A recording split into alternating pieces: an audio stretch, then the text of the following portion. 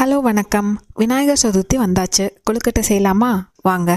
கொழுக்கட்டை செய்கிறதுக்கு நிறைய மெத்தட்ஸ் இருக்குது. அதில் நான் செய்கிற ஒரு மெத்தட் எப்படின்னு இந்த வீடியோவில் பார்க்கலாம். ஃபஸ்ட்டு பச்சரிசியை நல்லா கழுவி ஒரு மணி நேரம் போல் ஊற வச்சுட்டு அதை மிக்சியில் நல்லா நைஸாக தண்ணி விட்டு அரைச்சிக்கணும். கொஞ்சம் அது வாட்டரியாக இருந்தாலும் பரவாயில்ல. அடுத்தது உள்ள ஸ்டஃபிங் ரெடி பண்ணிக்கலாம்.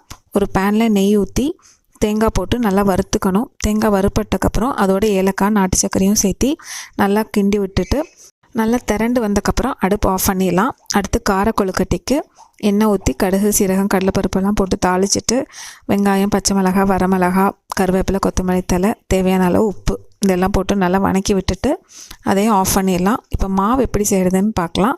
நம்ம அரைச்சி வச்சுருக்கிற மாவை ஒரு அடிகனமான பாத்திரத்தில் 1 டேபிள் ஸ்பூன் நல்லெண்ணெய் ஊற்றி அது நல்லா கைவிடாமல் கிண்டிகிட்டே வரணும். ஏன்னா ஊற்றினோடனே அது கெட்டியாகிட்டே இருக்கும். ஸோ கேர்ஃபுல்லாக நம்ம கிளறி அது பாத்திரத்தில் ஒட்டாமல் வர வரைக்கும் திரண்டு வந்தோடனையும் அடுப்பு ஆஃப் பண்ணிடலாம்.